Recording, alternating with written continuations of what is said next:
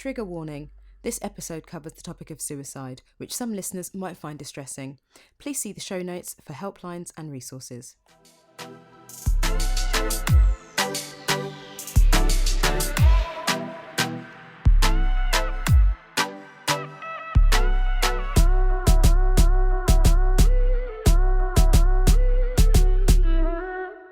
Hi, I'm Yolanda and this is Speak On. On today's episode, we're talking about the Samaritans. The charity works hard to make sure there's always someone there for anyone who is struggling to cope 24 hours a day, 365 days a year. I wanted to find out more about who is on the other end of the phone, how they became a volunteer, and what motivates them to spend hours a week supporting people who just need someone to listen. To answer my questions, I'm joined by Samaritans volunteer Josselin Grossi. Welcome, Josselin. Thank you so much for joining me. How are you doing today? Oh, hi, Yolanda. No, thank you so much for having me. No, I'm doing really well. Thank you. Brilliant. Thank you. So we're going to get straight into it. I know this is it's a meaty episode that we've got today, and we've got a lot of questions to get through. We often source our questions from our followers, and this is a subject that has been brought up a lot. It's a subject that's been requested as well. And so we've kind of gone through and taken the most frequently asked questions and brought them together today. The first thing that I'd like to ask is, how did you get into volunteering at the Samaritans? What made you decide to do this? Okay, well, it's a good question. So I think it was about 3.5 years ago. Like, personally, I was going through quite a difficult time, things in my life. I'm quite open about it now, but I was in a domestic abusive relationship that went on for a few years. And so really, like, when I came out of that situation, I was sort of like reflecting on things. I was just always one of those people that really struggled to ask for help. And then I sort of just started seeing like Samaritan signs popping up everywhere. And then I was like, that looks like something I want to get involved in. So really, that's sort of how it happened. I just sort of emailed them, got some more information, and I just thought, yeah, this is something I really want to do. Like, I really want to just be there for people that have been in a similar situation as myself, and just people that are brave enough to call and ask for help and just sort of talk about their problems and what's been going on in their lives. Because unfortunately, I was never brave enough at that time to pick up the phone and talk to someone. So yeah, it was just really, for me, it's just being there for people that just need some help. That's amazing to come through something like that, and then that be the thing that you choose to do with that. That's so commendable to go through that, and then congratulations for getting on the other side of that as well. It must have been extraordinarily difficult, and well, I've got nothing but huge amounts of respect. Thank you. I'm blown away by that bravery. That's amazing, and thank you so much for sharing that with us as well. Can you walk us through what the training process was like to become a volunteer? Yeah, sure. So really, like, the training is extensive. Like, I was really surprised actually at how much. But then when you think about it, it is such a serious and sensitive topic, like mental health and suicide, that of course, yeah, it makes sense that the training is so long. So firstly, you go to like an induction day / evening, really just to ask questions that you might have, find out all the information needed. Then you sort of like write down what rota availability that you would have, because there's obviously branches all around the UK. And then once you decide, yeah, I really want to continue with this, you just get set up with sort of like the core development training, and you just attend multiple training sessions. I think for me at the time, like a few years ago, it was spread over a few months, and it was all in person at the time. Obviously COVID's changed a few things, so a lot of it is like online now. But yeah, so you just have real extensive training on all sorts of topics and issues. Like, it's brilliant. Like, and the fact that it's also free training, like if you think about it from like a volunteer side of things, like the training's incredible. You just learn so much, and it's ongoing. So once you become a Samaritan, your training doesn't just stop, like it's continuous all throughout your time as a Samaritan. Oh my goodness. And how long does the initial bit of training take? For me, I think it was spread out over 2 months. But so you have just different like core training that you have to do, and then once you've done that, before you can then start like taking calls and things yourself, you have to do your mentoring period, which is all a part of the training process. I'm actually a mentor at the moment as well, so what you do is you just get paired up with your new mentee. They have to do 7 shifts with you, and then they just sort of, you listen in on their phone calls, they listen in on your phone calls, and you sort of just go through everything with them. And then once they've got through that mentoring process, then they're ready to sort of join the branch. And then you're actually then on probation for 6 months as well before you're like a fully fledged Samaritan. You can do things without sort of like that supervision.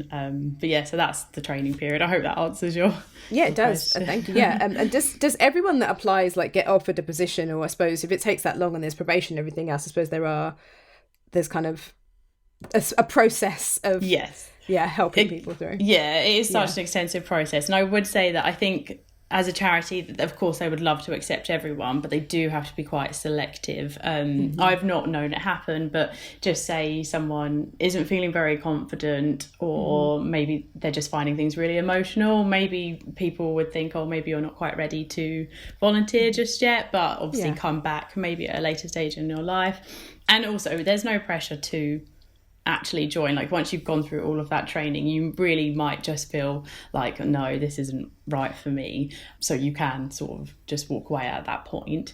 But really they don't turn anyone away. Anyone is able to do the training, become a Samaritan, so it's great. And that's brilliant. I mean, the training that you must receive, it must be actually really helpful for outside of that situation as well, in terms of how increasing empathy and kind of your ability to read particular situations. Do you find that you can apply that training to other areas of your life? Yes, definitely. Like, this is actually a really big thing. So I think I've always been a really empathetic person, but applying it to Samaritans, and then you just pick up certain just like behaviours and just certain ways of listening and saying things that I have definitely adapted to my everyday life. And I'm actually very conscious of it now. So if like a friend or family member comes to me and they want to talk about something, I kind of call it like I put on my Samaritan's hat, and like I very much go into that mode now. It's just a part of my daily life, I think. But obviously some people don't necessarily know I'm a Samaritan, so they wouldn't know that that's how I was sort of in that conversation. Yeah, that's cool. And then do volunteers get support as well? Because obviously this is like you said, that the training is going to be a lot. You're taking on a lot, you're learning a lot, you're going to be exposed to things you haven't necessarily been exposed to before, hearing quite distressing information, or people that are quite distressed. What kind of support do volunteers get to help with their own mental health and to cope with that? Yeah, this was always a worry. Like when some like my close family found out that I was doing this, everyone was like, oh, like, wow, are you sure that you're going to be mentally able to do this? Like, considering things that you've gone through, like, do you get support yourself? Honestly, you get so much support being a Samaritan. So obviously every branch is slightly different, but my branch, for example, we have our volunteer care team. So they are there for you at any time that you need. You can just pick up the phone, you can call them, you can email them, and it's to talk about things have gone on within Samaritans, or even just things that are going on in your personal life, but they are a dedicated team that are there for you. But as well as that, when you're on shift, you have an on-call leader, so you speak to them before and after your shift, and you debrief with them, and you sort of just talk them through anything that's happened, and they will offer you like a follow-up call the next day, or even in a few days' time if you're still thinking about something that's happened, and they'll just be there for you if you just need to talk things through. But further to that, like, it's like our branch is such a community, like all of us volunteers together, we all just support each other like during the shift. So every time someone takes a phone call or does an email or anything, we all just sit around, we talk it through, just make sure everyone's okay. And really you always leave feeling okay because you've had that support throughout your shift. So yeah, it is really great. That's so good. Yeah, that's really good to know, because I can imagine people listening will wonder ask so much about that process. And when we were on social media, when we were sourcing questions, these are the kind of questions that we were asked, and people were like, so what kind of support? So, because you can almost see the cogs turning in their heads to see if they think they might be suitable for it. Right. What services do the Samaritans offer? So there is a few. So predominantly it is like a help phone line. So obviously we all know that number, 116 123. It's 24/7. So every day, all day, every day, that phone line is open. But also, as well as the phone line, there is an email service. There is also an online chat service, which is more relatively new. We're still sort of like in the pilot stages. I'm involved in the online chat. That's brilliant. It's not every day at the moment, but hopefully like in time that will start to increase as well. And we also respond to letters. They're not as regular, but that is an option as well for people to get in touch. And that's good to know, and good to know as well about the online program, because essentially, well, the way everything is now, it's just the easiest way to get hold of people. It's going to be so organic for people as well to just jump online and do something and have a chat. Definitely, yeah. I found it's been really great for a lot of people having that option, especially young people actually, because not everyone has that confidence to be able to pick up the phone and call someone. Like, it's quite daunting, but just knowing that you can email or like have an online chat, it's probably a lot easier for some people. Yeah, absolutely. And how powerful is simply being a listening ear to someone in their time of need? Is it the case of just sitting there listening is enough? How many people need more than just listening? I mean, I really it depends on the type of call that you have, but it's amazing how you can have a phone call with someone and you can barely even say a word to them, and it's been helpful for them, because some people just need to feel like someone is there listening to them and that they are just being heard. So sometimes someone will call up and they've just got so much going on and they just need to get it out of their heads and just tell someone, and just that is so powerful. Obviously you have other people that like to have a bit more of a conversation, and they want you to be a bit more involved in it, but really you can have phone conversations where you are purely just listening to what they've got to say, and I found that it really does help, just them knowing that there is someone there that they can speak to.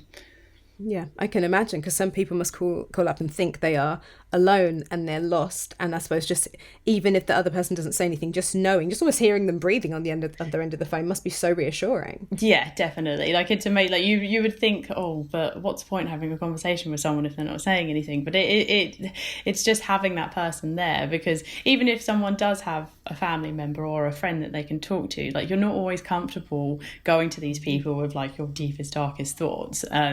So just having someone that you can speak to completely like confidentially, it's amazing what it does. Yeah. Well, not everyone is good at or knows how to be vulnerable, even with people around them, because I suppose we know what we think of ourselves, we know what we think of other people, and sometimes it's what we project onto others and what we think they think of us, which may mean that which may be the thing that stops us really opening up to them, because we don't want to change that perception, or we're scared of how they'll react. So that there's so much power in being able to call someone that knows nothing about you at all and has no preconceived thoughts or notions, and just being able to just unload. Yeah, and it is amazing how much you bottle things up for such a sort of like lengthy amount of time. And like you said, like, not everyone knows how to be vulnerable. So sometimes you get callers and they just really don't know what to say, just because they're not used to talking about their feelings. But then once like you sort of like the conversation gets going, like, you can just hear the relief with some people that they've managed to get it all out. And so many times people have said, oh wow, I feel better just for being able to talk to someone about this. Yeah, no, it is really powerful. And when people do call and they don't really know how to start that conversation, what is the first thing that you say to them? Oh, that's a difficult question. It really depends, because we do get a lot of like silent calls where someone has called and they're obviously just not ready to have that conversation yet. So me personally, I would just stay on the phone to them for a little bit. I wouldn't speak too much. I would like let that silence just be there, just to give them that space that they need. And I would just try and say a few encouraging words, like, I'm here for you when you're ready to talk. There's absolutely no rush. Like, just feel free to speak when you're ready. Obviously, you can't stay on the phone forever if they're not able to talk. So then once you get to that point and you've given them that space and they're still not quite there yet, I would just say something like, thank you so much for calling, but why don't you just call back at a later time when you think you're ready, and someone will always be there to like pick up the phone. And that's how I try to leave that situation. Okay. I mean, how can we all become better listeners? Because I'm guessing there'll be some amazing things that you've learned in your training and on the job that I don't know, what would you say to other people that just want to be better listeners? There's been again another hard question. I think so many people do struggle to like truly listen without giving their own opinion or giving someone advice, and that's like obviously one of the biggest things with Samaritans is we're not there to give people advice. We are just there for listening, emotional support. So there's like a fine line with that. So I just think you can have a conversation with someone and you just tell them, oh, this is going on. I've had a really hard day. And then I just find that people really struggle to just listen and let that person talk it through and sort of come to their own mind and conclusion about things. Because I just find that people will just say, oh, you should do this or you should do that. And that's just not okay for everyone, because one way of doing things could work for one person, but then it could have a really negative effect on someone else. So I just think to be a better listener, like just avoid giving advice or your opinion on something unless it's like been asked for. That's my view on it. I hope that is somewhat helpful. Yeah, I think that makes perfect sense, because I think there is that need to fix, isn't there? When people are giving that, it's because they're like, oh no, I just want to help you. And then that's the kind of the way we're programmed to help. We're not necessarily programmed to listen. We're programmed to fix and to problem solve. Yeah, I think that's a really good way of saying it, actually. Like you do instantly, like if someone's hurt, for example, you obviously want to go and help that person. So it's the same with how they're feeling, that you just want to be able to sort everyone's problems out, but that's not always helpful. Yeah, and I think as well, silence is a brilliant tool that so many people struggle with and find it really uncomfortable, and like honestly, like I used to find silence so hard. So obviously if you're in a conversation and it goes quiet, like you naturally just want to fill that silence with anything. So you'll end up just talking probably nonsense, and it's not very helpful because it can sort of cloud people's thinking. So silence is such a powerful tool that I'm very comfortable with, just to like give that person that space that they need, and they'll talk when they're ready instead of sort of like forcing the conversation. That's a good thing. I mean, I could definitely learn to do that, because I'm an aggressive problem solver personally. So I'm like, okay, let me fix this. And so I think I'm going to take away what you've said and really try to apply it when anyone reaches out to me. Just in general, I think I could just do with being more quiet. But I definitely going to listen to that. So, you know, we're getting closer to Christmas. It's cold outside, it's dark outside, etc. Are there certain times of the year that you tend to experience a bigger influx of calls? Because obviously I know there's things like seasonal affective disorder. Christmas is quite an emotive time. The New Year. What kind of thing happens? Well, really, so I've been a volunteer for 2.5 years now. So I would not actually say that there's any time of year that I've found busier. I would say, yes, naturally in the winter, people's moods are not always as great as they are when it's lighter outside, and obviously some people really struggle with the festive season and those like social pressures that you've always got to be out and you've got to be doing things. But I don't find that any particular time of year is worse than others, but that's my experience on it.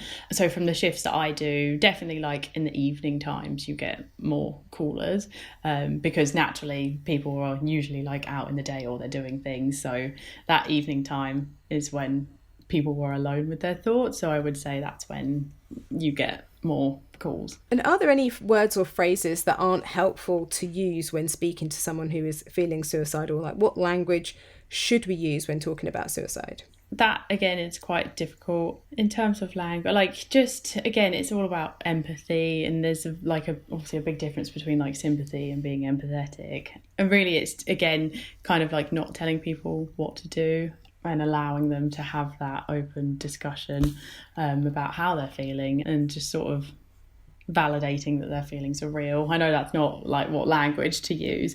I'm not really sure actually on like what phrases that are best. I think it really depends on the caller, because everyone is really different. So you really have to sort of just adapt to who you're speaking to, because you can say one thing that works for some people, and you can say something to someone else that might not go down as well.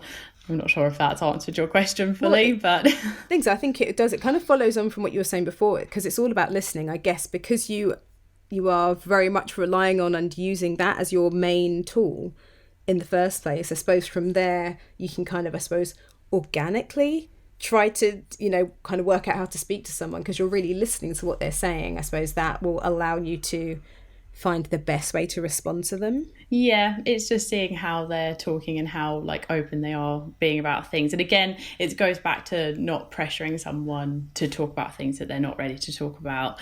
So in terms of language, it's just maybe just more encouraging than anything, and just allowing them like that space to open up when they're ready. Mm-hmm. And so when people call, or if people want to call, do you have to be at crisis point, or can it just be like you can just call whenever you're feeling anything? Yeah, so you don't have to just be at crisis point. I think a lot of people actually do think that. Like I've had conversations with like people outside of Samaritans, and they all think that you can just call if you're feeling suicidal, but that's really not the case. Like, we are there for everybody. Even if you've just had a bad day and you need to talk to someone, we will be there for you. And like I said before, it's 24/7, so anytime you need to speak to someone, you can call. And really it's just like about emotional support and being there for them in that moment. And it can be about anything. You get people calling, you get like that are just lonely, or they just don't feel like they have anyone else to talk to. Obviously you've got people that feel suicidal, area like issues around self-harm, things like that. There's just so many things that you never know what kind of phone call you're going to have or what email that you're going to get. Because there's just so much going on, isn't there, in everyone's lives. So absolutely. Well, that's good to know, because I've always thought, it's like something you call kind of last resort or something, but it's good to know that it's actually this is emotional support, and everyone can do with unburdening regardless of what's happening. And being able to unburden, being able to talk, and things like, I often say, other people say, it'd be great if you can go to therapy, but we know therapy isn't accessible to everyone. There's waiting lists, it costs money, it's time people don't have, there's loads of reasons to not be able to access it, and there can be so many things sitting upon you. It's good to know that it doesn't have to be that crisis point that you wait for, that there is a service that's there for you before you even get to that point. Yeah, definitely. And you do hear lots of callers saying that as well, and they are just so grateful that they've got someone that they can speak to in that time of need. And because it's sort of instant, like you call and you'll get through to someone pretty much straight away. Yeah, it's amazing how much of a support that is for the people. Yeah, amazing. So do you think that people generally are reluctant to talk about suicide? And this could be people that call. In society, people can absolutely be reluctant to talk about suicide. I've had people die by suicide in my family, so I know that it's, when it comes to talking to people kind of, they don't want to say anything, or they won't say the S word or whatever else. But when people are calling, are they able to say it, or is it difficult for them? Yeah, like that is such a good question, because I do still think, like, obviously away from Samaritans, people struggle to talk about mental health and suicide, and it's still, I think it's so much better than it was. And even for me, being a volunteer, like probably 3-4 years ago, I might have struggled to talk about it, or I might have found it uncomfortable. But when you do have a caller and they're saying things along those lines of those feelings of wanting to take their own life, you do just ask them that question, and just say, like, are you feeling like you want to take your own life? Or you can say it in however way you think is best for that caller, or just say, oh, are you feeling suicidal? And you will find that some callers are not taken aback, but they're like, oh, someone's actually just asked me that question, like at face value. And once you then sort of get into it, talking about it, you do see that wall kind of breaks down a bit, and that people are then much more open to talk about it. But then you do get other people that call and they straight away say, that's how I'm feeling. But so I think people still struggle, definitely to even admit those feelings, I think, because I just think a lot of people believe that, like, it's that it's wrong to have those feelings, or like they shouldn't be feeling that way. But obviously you can't help how you feel, and it's just all about validating those emotions and just talking it through, really. Yeah, absolutely. And do you think celebrities, public figures, influencers speaking out about mental health has made like hasn't had an impact on people reaching out, being able to open up about it, etc.? I don't really follow much social media, if I'm honest. But like, obviously, I know that people like Julie Walters, Scarlett Moffat are like ambassadors of Samaritans. And I do see, because I follow obviously Samaritans on social media, I see the things that they post and they share. And they've been very open about things. And I'm sure, yes, that it does encourage some people to speak out about their feelings, or it will just sort of help people along the way to think, oh, well, if they can talk about it so publicly, then I could call the Samaritans and talk about it confidentially. So, yeah, I do think that it will help things massively over time. Yeah, it will.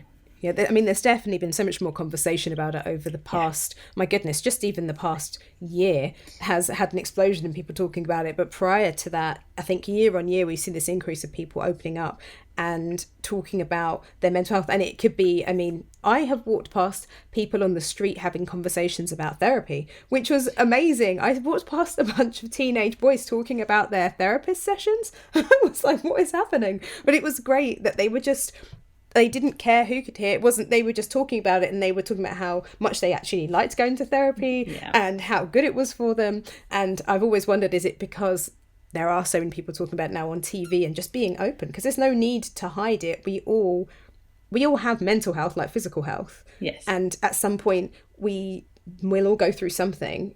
I mean, even if it is a spectrum, isn't it? So it could be something that feels quite, I just had a bad day, right through to something more serious. But it definitely must be so helpful to hear others articulate how they're feeling. Whether you can identify with it or not, it must just really help. I suppose, I don't know, take away the stigma, I guess. Yes, it's definitely, there is still a stigma, isn't there? But I would say, like what you said, it's really interesting about the therapy side of things. I hear so many more people openly talking about therapy, or that they think they need it, or that it's great. Like even myself, like I've had some therapy in the past and I'm very open about it. Obviously, as a Samaritans volunteer on the phone to someone, I don't talk about that obviously with the caller. Of course, but like in my personal life, I'm very open about these things, and I would encourage anyone to speak to their doctor or GP like about therapy. But in terms of like Samaritan, you do have lots of callers saying that they've had therapy or this and that. So yeah, that does come up in something like in conversation quite a lot. Yeah, absolutely. And in what ways can we support our family and friends when they're going through difficult times? And in what way can we support ourselves? Okay, well, so in terms of family and friends, I guess it goes back to some of the things I've said. It's just about like being a better listener, I think. So and it's just checking in on people, because sometimes you just get so wrapped up in your life and things going on, and you might, like, someone might seem like they're fine, but really they're not. And it's because you struggle to open up about things, or they're just not comfortable talking about things. So it could even be just like sending a text to someone saying, hey, how are you doing? Like, oh, I'm thinking of you.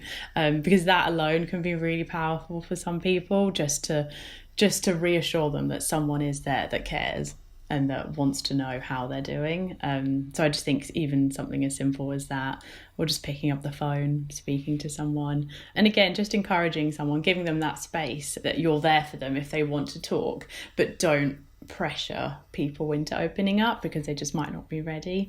Just a gentle encouragement, and yeah, just letting people know that you're there.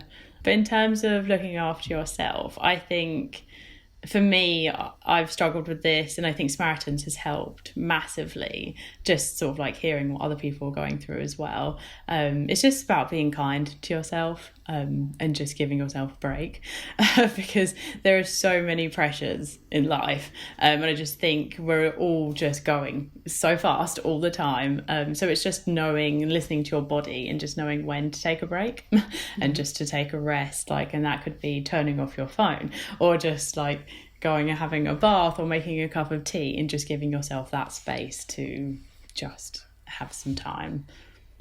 And when people call through to the Samaritans, and that you've managed to have a good conversation with them, Are there services that you then like signpost them to beyond that? What happens after? Yeah, that's a good question. So yes, we have a list of different charities and organisations that us as Samaritans signpost to, and we try, like, we don't really steer away from those ones that we signpost. So really, it's not always necessary. You have to again just make a judgment on that particular call. So if someone has a specific problem, so what I would do during a call is let them talk about things for a while and then just ask whether they'd be interested to know about this service. I'll think of one as an example. Just say there's an issue with drugs, you can in the conversation just say, oh, have you heard about Frank, for example? And then if they say yes or no, just offer them more, like, just a bit more information, whether or not they would want the contact details. So yeah, it's just giving them that option, that is also there for them, but also encouraging them to continue talking to us, because sometimes it could come across as like Samaritans are trying to like push that person onto another organisation or charity, and that's not what we're trying to do. It's giving them another option as well as talking to us and encouraging them to continue speaking with us whenever they need to. Yeah. And obviously, you know, Samaritans is a 24/7 organisation. Do you have people, I'm guessing you do because it's 24/7, over Christmas and over the festive period, like we were saying, it could be more difficult for people because, you know, Christmas, New Year, it's hard. And we have had a really kind of wild few years and we've had a lot to adjust to. It's been, this time I think has been taxing on everyone. Even if you're having like an okay time during this or a good time, we cannot deny that all of this has had such a huge impact on mental health. So for this Christmas, will you have extra people? Will people call up? Will they be able to get through to someone quite quickly? How is this going to work? Okay, yeah, so really it will work the same. So I'll just talk about my branch, for example. So we have our set shifts throughout the week, and yeah, so we'll just obviously make sure all of our shifts are filled. We also have like backup volunteers as well, so if someone becomes unwell and they can't come on shift, we've got those emergency volunteers that can like come in and take their place. There's full availability throughout the Christmas period. So for me, for example, I had last year I had a shift on Boxing Day morning. This year I'm volunteering on Christmas Day. Yeah, so there's always going to be people on shift, and definitely it's always covered. Oh, that's good to know. That's good, because I can imagine that there are going to be people that think, oh, I don't know if I should call because what if it's going to be busy? They might be put off by that, but it's good to know. I think we've learned some great things today about the fact that, look, this organisation's been running, for 68 years now? Yes. Or something like that, yeah. Which is amazing. So it's like the planning, the timing, the detail, the training, the shift patterns, everyone is on top of this. And I think another great thing that we've learned about today is Samaritans is emotional support. It's not just for when you feel like you're at crisis point. There are places to stop before you get to crisis point. There are times to call beforehand that could help alleviate the stress. You don't have to wait until that time. Yeah, no, definitely. And if people are struggling over the festive season, how can they get support? Obviously, they can call us at any time and someone is going to answer and we'll be there to speak to them. But obviously, it's speaking out to friends and family if you've got that option. Just making sure that you've got people around you if you're feeling like you're just having a low time. Obviously, if you do need help, you can speak to your GP. But we obviously just like to encourage as much as possible that people just call Samaritans, and then they can just talk about whatever is going on. And yeah, someone will be there for them. And sometimes even just talking things through, it just helps people to come to, like, they sort of like have a realization about something, and then they're like, oh, I can actually do this, or I've got an option to do this. It's sometimes really hard to work things out on your own when you've got so much going on in your head. So just getting it all out can just make things a lot clearer for people. So I definitely think that would help as well. Yeah, absolutely. And what would you say to people that are thinking about, after listening to this, thinking about volunteering? Oh, okay. Well, so if they're thinking of become a volunteer, I just think if you're truly passionate about just wanting to be there and supporting people, I think just definitely go onto the Samaritans website and just inquire into it and just go to one of those information sessions, because that's the best place to find out everything that you need to know and to see if it is a good fit. for you, because I think I can't imagine not being a volunteer now. It's just such a part of my life that if I wasn't a volunteer, I just feel like something would be missing. But obviously we need as many volunteers as possible. So if there's people out there that are thinking that they want to just get involved with the charity, Samaritans is a great one to sign up to. Brilliant. Thank you so much. And can you remind us of the phone number, site, and how anyone can get help from the Samaritans? Yes, definitely. Okay, so the phone number is a free phone number as well, so anyone can call it. So the number is 116123. And then there's obviously the website. And so if you just go onto the internet and you type in Samaritans, it's the first thing that comes up. And from there as well, there's like a contact page. You've got the email address, you've got online chat. Obviously that's not available all the time, but it will tell you when it's live. So yeah, that's the best way to find out all the information that you need. Brilliant. Thank you so much for joining me today, Josselin. That's been great. And thank you so much to the Samaritans for allowing you to come on and talk to me. This information's been so valuable, and I think it will help a lot of people, whether they want to reach out for help or whether they want to be a volunteer. Thank you. Oh no, thank you so much for having me. It's been really great to talk about all of these things, and I just hope that it does encourage someone to either call or to sign up to be a volunteer.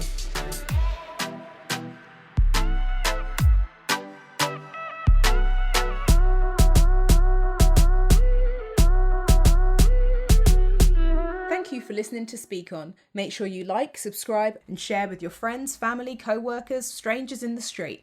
To find out more about us, including our upcoming events, head over to Instagram, instagram.com/speakon_.